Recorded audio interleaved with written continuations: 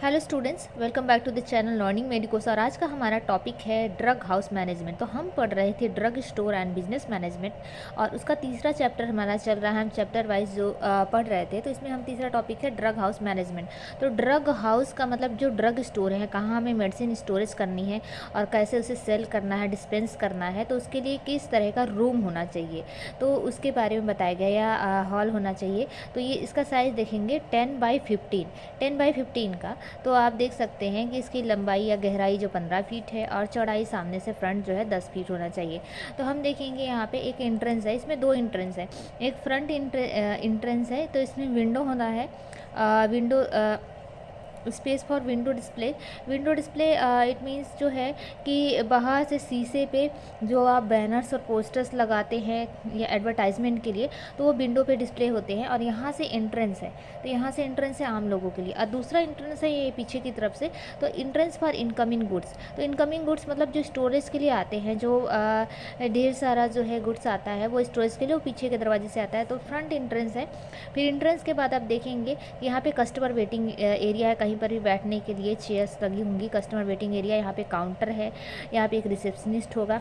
फिर यहाँ पे डिस्पेंसिंग सिस्टम सेक्शन है। तो डिस्पेंसिंग सेक्शन अलग है और काउंटर अलग है। तो काउंटर में हमें जानकारी मिलेगी और बिलिंग होती है। डिस्पेंसिंग सेक्शन अलग है। इसके पीछे हम जाएँ, एंट्रेंस से अंदर जाएँ, तो यहाँ सेल्फ्स लगी होती है दोनों तरफ, अलमारी होती है, रेफ्रिजरेटर होता है। कुछ ऐसी मेडिसिन जो ख़राब हो जाती है, जैसे वैक्सीन है, कुछ और कैटेगरी की मेडिसिन, तो वो रेफ्रिजरेटर में स्टोर करके रखनी होती है। उसके बाद सिटिंग स्पेस फॉर सुपरवाइजर, यहाँ पे सुपरवाइजर के लिए स्पेस होता है और वो पूरा देखता है यहाँ पे काम काज। उसके बाद हम देखते हैं, डोर से अंदर जाते हैं तो और रैक्स लगे होते हैं स्टॉक्स के लिए। अंदर एक छोटा सा ऑफिस होता है, क्योंकि यहाँ जो गुड्स आ रहे हैं, जो ढेर सारे गुड्स आ रहे हैं, स्टॉक आ रहा है, तो उसको देखने के लिए एक कामकाज के लिए अलग ऑफिस होगा। और पीछे स्टॉक रूम है और रेस्टिंग प्लेस फॉर स्टाफ, जो जितने भी स्टाफ काम कर रहे हैं तो उनके लिए रेस्टिंग रूम है। तो इस तरीके से पूरा ये लेआउट है। तो एग्ज़ाम में क्वेश्चन बहुत बार पूछा गया है, बहुत बहुत इंपॉर्टेंट क्वेश्चन है। जैसा कि मैंने इंपॉर्टेंट क्वेश्चन आपको पढ़ाया था, सीरीज़ बनाई थी मैंने कि जो 10 ईयर्स के इंपॉर्टेंट क्वेश्चन है, तो उस पर मैं ऑलरेडी वीडियो बना चुकी हूँ। और जिन स्टूडेंट्स वो वीडियो नहीं देखा है, तो मैं रिक्वेस्ट करूँगी कि आप वो वीडियो ज़रूर देख लें। हर सब्जेक्ट का मैंने बनाया हुआ है। तो उसमें इस सब्जेक्ट में ये जो टॉपिक था, layout of ideal drug store design, तो बहुत बार रिपीट हुआ था, शॉर्ट नोट्स में भी और लॉन्ग क्वेश्चन में भी। तो लॉन्ग क्वेश्चन में आप ये पूरा जो है चार्ट बना सकते हैं और उसके साथ लिख सकते हैं। अब देखिए इसके बारे में और क्या है। ये ड्रग स्टोर का ये तो हो गया कि किस तरीके का होना चाहिए, कहाँ पे क्या होना चाहिए। इसके बाद ये जो है बिल्ड ऑन ग्राउंड फ्लोर पे हमेशा बनना चाहिए, ताकि जो है किसी भी हॉस्पिटल में ताकि जो है लोगों को आसानी हो सके मेडिसिन लेने में। Constructed of cement, 10x15 feet का होना चाहिए। रैक्स होना चाहिए, सेल्फ्स होना चाहिए, सारी चीज़ें होना चाहिए। रेफ्रिजरेटर होना चाहिए, जैसा कि आपने देखा। उसके बाद जो है काउंटर, और जो है काउंटर के बाद वाइट सनमाइका होना चाहिए। तो एक ये आइडियल जो है, आइडियल वर्ड जो है बताया गया है। हालांकि ऐसा प्रैक्टिकली पॉसिबल नहीं हो पाता है। सारे ड्रग स्टोर जो है इस जो है डिज़ाइन पे खड़े नहीं उतरते हैं। इसके अलावा वर्किंग टेबल, स्टील चेयर्स है और मोजेक फ्लोर होना चाहिए। तो ये हो गया। इसके बाद है ना, अदर जो फैक्टर्स हम देखेंगे, discuss the various factors to be considered while selecting a site of drug store. तो ये भी क्वेश्चन बहुत इंपॉर्टेंट है और कई बार पूछा गया है कि साइट ऑफ ड्रग स्टोर, हमें ड्रग स्टोर कहाँ बनाना है, तो उसका सिलेक्शन हम कैसे करें, वो किस किस चीज़ पे डिपेंड करता है। सबसे पहले लोकेलिटी। तो लोकेलिटी का मतलब कोई भी बिजनेस स्टार्ट करने के लिए, ड्रग स्टोर स्टार्ट करने के लिए सबसे पहले हम ये देखेंगे कि जहाँ पे ज़्यादा से ज़्यादा लोग आ सकें और जो है तभी जो है ये बिज़नेस चल पाएगा। तो लोकेलिटी हमें किसी भी चीज़ के लिए, चाहे हम ड्रग स्टोर की बात करें या अदर फील्ड्स में हम किसी और बिज़नेस की बात करें, तो ये बहुत इंपॉर्टेंट टॉपिक है लोकेलिटी। ये ज़रूर देखना चाहिए कि हम बिज़नेस कर तो रहे हैं, लेकिन हमारा बिज़नेस चलेगा कि नहीं। दूसरा क्या, थिकली पॉपुलेटेड एरिया, जहाँ पॉपुलेशन ज़्यादा है। जाहिर सी बात है, पॉपुलेशन ज़्यादा होगी तो ज़्यादा लोग मेडिसिन लेने के लिए आएंगे, लोग इवनिंग वॉक के लिए आएंगे, तो वो लोग देखेंगे कि यहाँ पे मेडिकल स्टोर है। तो इस तरीके से ज़्यादा पॉपुलेशन वाले में ज़्यादा बिजनेस सक्सेस होने के चांस रहते हैं। डेवलपिंग एरिया, जो डेवलप हो रहा है, तो जहाँ पे कि कंपटीशन नहीं है। डेवलपिंग एरिया मतलब जहाँ पे ढेर सारे, अगर ड्रग स्टोर की बात करें, बहुत सारे ड्रग स्टोर नहीं है, तो वहाँ पे चांसेस होते हैं सक्सेस होने के ज़्यादा। हॉस्पिटल्स में, तो हॉस्पिटल के पास अगर रहेंगे या प्राइवेट क्लिनिक में रहेंगे, तो वो भी आइडियल लोकेशन है स्टार्टिंग ड्रग स्टोर बिजनेस के लिए। ठीक है। इसके बाद हम देखेंगे hotels, cinema, theatres and playground. तो जो भी भीड़ भाड़ वाली जगह है जहाँ पे लोग ढेर सारे लोग आते हैं तो वहाँ पे चांसेस रहते हैं, क्योंकि लोग भीड़ में हैं तो आते जाते लोग देखते हैं, नज़र पड़ती है लोगों की कि यहाँ पे एक ड्रग स्टोर है, तो बिज़नेस चलने के जो है चांस ज़्यादा रहता है। ट्रैफिक सिग्नल्स के पास, तो ट्रैफिक सिग्नल्स के पास ज़्यादातर लोग जो है गाड़ी रुकती है और लोगों की नज़र ज़्यादा पड़ती है ड्रग स्टोर पे। इसके बाद कम्युनिटी शॉपिंग सेंटर में हो सकता है, railway station and bus stand में हो सकता है। तो ये सारी जगह जो है ना भीड़ भाड़ वाली लोग, जहाँ लोगों का आना जाना ज़्यादा है या स्टॉपेज ज़्यादा है, तो ये इसमें से किसी भी साइड पे जो है ड्रग स्टोर खोला जा सकता है, तभी ये बिज़नेस सक्सेस हो सकता है। इसके बाद देखेंगे कि लीगल रिक्वायरमेंट क्या है to open a drug store. ये भी क्वेश्चन पूछा गया है एग्जाम में। जब जो लॉन्ग आंसर क्वेश्चन आते हैं तो उसमें सारे पॉइंट्स एक साथ आते हैं। इसके बाद हम देखेंगे क्या है। तो ड्रग स्टोर जो है खोलने के लिए फार्मासिस्ट को ये रिक्वायरमेंट होना चाहिए। सबसे पहले क्वालिफिकेशन, तो पर्सन जो है जो खोल रहा है वो रजिस्टर्ड फार्मासिस्ट होना चाहिए।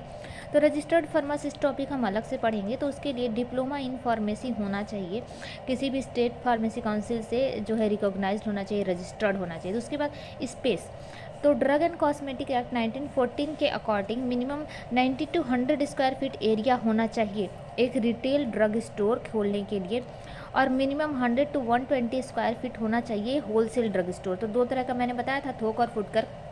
तो फुटकर विक्रेता के लिए 100 स्क्वायर फीट 90 to 100, और होलसेल के लिए 100 to 120 स्क्वायर फीट जो है एरिया होना चाहिए कम से कम। उसके बाद स्टोर का अरेंजमेंट, उसमें रैक्स होना चाहिए, सेल्फ्स होना चाहिए, रेफ्रिजरेटर, ये हम ऑलरेडी पढ़ चुके हैं उसके डिज़ाइन में। तो ये सारी चीज़ें होनी चाहिए, अलग अलग रैक्स पे अलग अलग वैरायटी की मेडिसिन जो है अरेंज होनी चाहिए। तो अरेंजमेंट कैसा हो ड्रग का, या फिर क्या क्या सामान होना चाहिए, ये भी इंपॉर्टेंट है। तो ये सारी चीज़ें देखी जाती हैं, क्योंकि आपका जो ड्रग स्टोर है तभी लाइसेंस मिल पाता है आपको। दूसरा है लाइसेंस। तो लाइसेंस लेने से पहले ये सारी चीज़ें चेक होती है, उसके बाद लाइसेंस मिलता है, उसके बाद जो है कोई भी व्यक्ति ड्रग स्टोर रन कर सकता है। तो लाइसेंस चाहिए। तो कंसर्न अथॉरिटी से मतलब लाइसेंस जो आपको रजिस्टर्ड होने के बाद आपको लोकल डिस्ट्रिक्ट लेवल पे जो है लाइसेंस इशू कराना पड़ता है, उसकी फॉर्म भरने पड़ते हैं, और फीस भी आपको पे करनी पड़ती है, वेरिफिकेशन होता है आपके डॉक्यूमेंट्स का, उसके बाद आपको लाइसेंस इशू होता है ड्रग स्टोर खोलने के लिए। इसके बाद हम देखेंगे एक और क्वेश्चन है ड्रग स्टोर में, right a note of codification of various items in drug store. तो कोडिफिकेशन का मतलब है, कोडिफिकेशन मतलब कोड देना, सिंबल देना या नंबर देना पर्टिकुलर मटेरियल के लिए फॉर इजी आइडेंटिफिकेशन। मतलब अगर आम भाषा में समझे तो किसी मेडिकल स्टोर पे जो मेडिसिन रखी हैं उसको हमें समझने के लिए किस रैक पे क्या मेडिसिन रखी है ताकि हमको आसानी से मिल जाए, तो कुछ कोड दिए जाते हैं। तो अलग अलग वैरायटी के कोड हैं, ताकि अगर कोई आता है मेडिसिन लेने के लिए तो तुरंत वो है वहाँ पे जो स्टाफ है, वर्किंग स्टाफ है, वो उस मेडिसिन को खोज कर निकालते। तो इसमें मेथड्स ऑफ कोडिफिकेशन में हम क्या देखते हैं, अल्फ़ाबेटिकल मेथड। तो अल्फ़ाबेटिकल में अल्फ़ाबेट ABCD से दिया जाता है ऐसे। तो 26 लेटर है तो 26 तरह के कोड दे सकते हैं। फॉर एग्जांपल के लिए कोड M, तो M रिप्रेजेंट्स मिक्सचर्स, तो M जो है मिक्सचर्स के लिए कोड दे दिया, T दे दिया टैबलेट के लिए। तो इस प्रकार से अपने हिसाब से कोडिफिकेशन दे सकते हैं।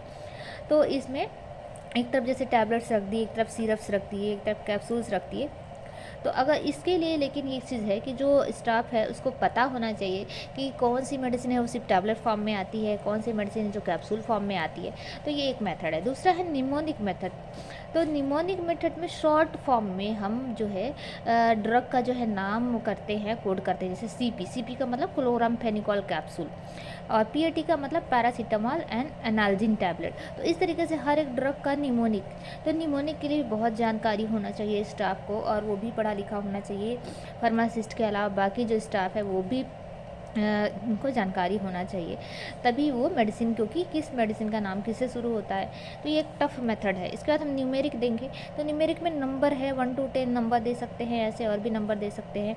डेसिमल सिस्टम है, ब्लॉक सिस्टम है न्यूमेरिक मेथड में, ठीक है। Separate number assign to different classification of stored item. फिर डेसिमल सिस्टम, तो डेसिमल मतलब जैसे 10 तक नंबर दे दिया तो 10 तक टैबलेट हो गए। उसके बाद हमने दिया 10.1 10.2, तो कौन सा टैबलेट है, 10.1 मतलब पैरासीटामोल, 10.2 एनाल्जिन को रिप्रेजेंट कर दिया, 10 के ऊपर 10 से 20 तक आपने कैप्सूल्स को दे दिया। तो इस तरीके से डेसिमल सिस्टम है। और इस सारे सिस्टम को याद करना, जो जिसने अरेंज किया है या जिसे जो है सेल करना है उसे ये सारे सिस्टम पता होना चाहिए। फिर block system, in this method numbers are reserve for specific items, जैसे कि 10 to 15 दे दिया various types of tablet, 51 to 100 दे दिया वेरियस टाइप्स ऑफ कैप्सूल्स के लिए। फिर कॉम्बिनेशन मेथड, तो कॉम्बिनेशन में नंबर और ये न्यूमोनिक मेथड कंबाइन करिए, जैसे CPC का मतलब क्लोरमफेनिकॉल है capsule, chloramphenicol capsule 51 number allot कर दिया। कोड है PAT paracetamol Analgin tablet 11 number. तो ये न्यूमेरिक और न्यूमोनिक दोनों को मिक्स कर दिया। तो कोडिंग सिस्टम सिंगल भी यूज़ होता है, मिक्स करके भी यूज़ होता है, अलग अलग रैक्स को क्लासीफाई करके नंबरिंग कर सकते हैं और कोडिंग भी अंदर से फिर अलग से कर सकते हैं कि नंबरिंग डेसिमल सिस्टम करके फिर उसके बीच में न्यूमोनिक मेथड कर दिया, फिर और जो है सब डिविजन्स कर दिए। तो इस तरीके से जो है ये ड्रग स्टोर के बारे में पूरी जानकारी हो गई। तो क्या क्या क्वेश्चन आते हैं, सबसे पहले ड्रग स्टोर का डिज़ाइन आता है, आइडियल ड्रग स्टोर क्या होना चाहिए, ड्रग स्टोर खोलने के लिए क्या क्या लीगल जो है फॉर्मेलिटीज़ करनी पड़ती है, लाइसेंस कैसे मिलता है, उसके बाद ड्रग स्टोर का अरेंजमेंट, ड्रग स्टोर है वहाँ मेडिसिन कैसे रखनी है। तो ये 3 क्वेश्चन बहुत इंपॉर्टेंट है और कई बार रिपीट किए गए हैं। तो उम्मीद है कि आपको ये वीडियो ज़रूर पसंद आया होगा, और अगर आपको वीडियो पसंद आए तो और स्टूडेंट्स तक शेयर करें, अपने जूनियर्स तक शेयर करें, ताकि और बच्चों को पढ़ने में आसानी हो। और वीडियो पसंद आया तो चैनल को सब्सक्राइब ज़रूर करें, ताकि ऐसे ही और वीडियो जब भी मैं अपलोड करूं उसकी नोटिफिकेशन आपको सबसे पहले मिल जाए। और वीडियो को लाइक करना ना भूलें। थैंक्स।